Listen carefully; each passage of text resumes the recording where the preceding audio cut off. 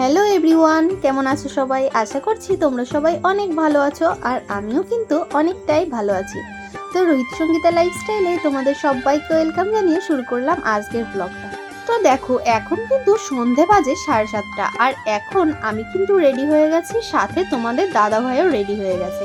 আর আজকে কিন্তু আমাদের সারাদিনই প্রচুর কাজের চাপ ছিল, তাই সন্ধেবেলাতে কাজের চাপের পর্ব মিটিয়ে এখন কিন্তু রেডি হয়ে গেছি দুজনে মিলে একটু বেরোবো। না সরি, একটু ভুল হলো।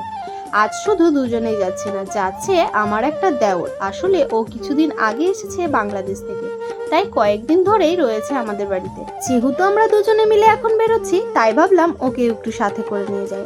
আসলে শুনেছি বাংলাদেশ আর ইন্ডিয়ার মধ্যে নাকি অনেকটাই পার্থক্য, তাই ও একটু এক্সাইটেড। তাই ও কিন্তু আমাদের সঙ্গে এক কথাতেই রাজি হয়ে চলে আসলো। আর ও কিন্তু কিছুদিনের মধ্যে আবার ফেরত চলে যাবে বাংলাদেশে, তাই বলেছিল বৌদি তোমাদের এই জায়গাটা একটু ঘুরে ফিরে দেখবো। তাই ভাবলাম সবসময় তো আমরা দুজনেই ঘোরাফেরা করি, আজ না হয় দেওরকে নিয়েই ঘুরবো, ওরও একটু ঘোরা হয়ে যাবে আর সাথে আমাদেরও ভালো লাগবে। তাই কিন্তু তিনজনে মিলে একদম বাড়ি থেকে রেডি হয়ে সোজা চলে এলাম তাহিরপুরের ড্রিমল্যান্ড রেস্টুরেন্টে। আসলে বেশ কয়েকদিন হয়ে গেছে আমার না ভীষণ বিরিয়ানি খেতে ইচ্ছে করছে, তাই কিন্তু বাড়ি থেকে একদম মতামত ফিক্সড করে এসেছি যে ড্রিমল্যান্ডে এসে বিরিয়ানি খাবো। দেখো, এখানে আসার পরে কিন্তু বেশ কিছুক্ষণ ওয়েট করলাম বসে বসে, তারপরে ফাইনালি বিরিয়ানিগুলো চলে এসেছে আমাদের টেবিলে।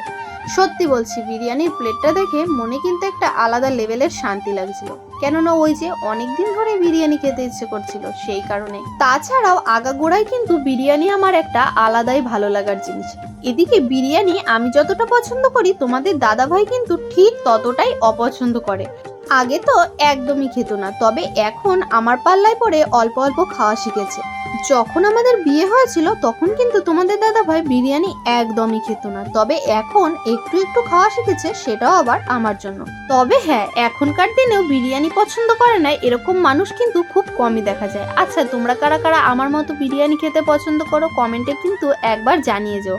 এদিকে কথা বলতে বলতে বিরিয়ানি খাওয়া কমপ্লিট হয়ে গেছে, আর এই যে চামচগুলো দিয়েছিল শুধুই, কেননা আমার আবার বিরিয়ানি হাত দিয়ে খেতেই বেশি ভালো লাগে, চামচ টামচ দিয়ে পোষায় না বাবা।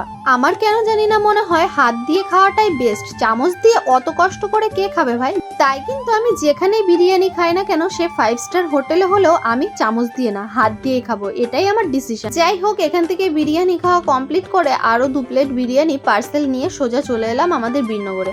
আসলে আমাদের সঙ্গে আজ তোমাদের দাদা ভাইয়ের একটা বন্ধুরও যাওয়ার কথা ছিল, কিন্তু ওর একটু প্রবলেম থাকায় আমাদের সঙ্গে যায়নি, তাই ওর জন্য 2টো বিরিয়ানি পার্সেল নিয়ে চলে এলাম।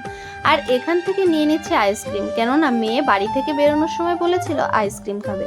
যেহেতু ওকে রেখে গেছি, তাই কিন্তু ওর জন্য এখান থেকে নিয়ে নিচ্ছে আইসক্রিম। এরকম মেয়েকে রেখে অনেক সময় অনেক জায়গায় যেতে হয়, তবে যখনই বাড়ি থেকে বেরোয় না কেন মেয়ে কিন্তু একটা না একটা খাবারের নাম বলে দেয়, আর ফেরার সময় আমাকে সেটা কিন্তু নিয়ে তবেই বাড়ি যেতে হয়। আর যদিও কখনো ভুল করে কিছু না নিয়ে বাড়িতে ফিরি, তাহলেই হয়েছে কাণ্ড।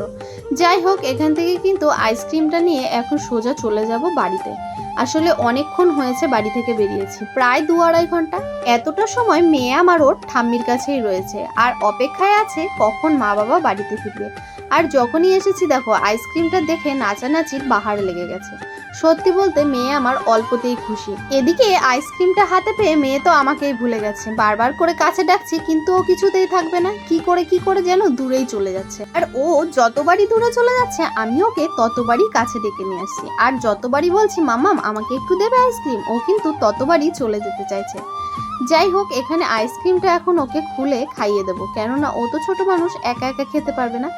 জানি বাচ্চাদের ক্ষেত্রে এসব কোনো খাবারই ঠিক না, তবুও কিন্তু জেনে শুনেও মাঝে মধ্যে বাধ্যতামূলকভাবেই দিতে হয় বাচ্চাদেরকে।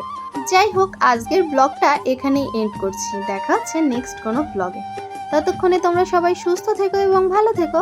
আর ভিডিওটা তোমাদের কেমন লাগলো অবশ্যই কিন্তু কমেন্ট করে জানিও। যদি ভিডিওটা তোমাদের কাছে ভালো লেগে থাকে, লাইক কমেন্টের পাশাপাশি অবশ্যই কিন্তু একটা সাবস্ক্রাইব করে দিও। আর হ্যাঁ, আমাদের শ্রুতির মতো কার কার বাচ্চা এরকম আইসক্রিম খেতে পছন্দ করে অবশ্যই কিন্তু কমেন্ট করে জানিও। যাই হোক, তাহলে আজকের মতো আসি, দেখা হচ্ছে নেক্সট কোনো ব্লগে। টাটা।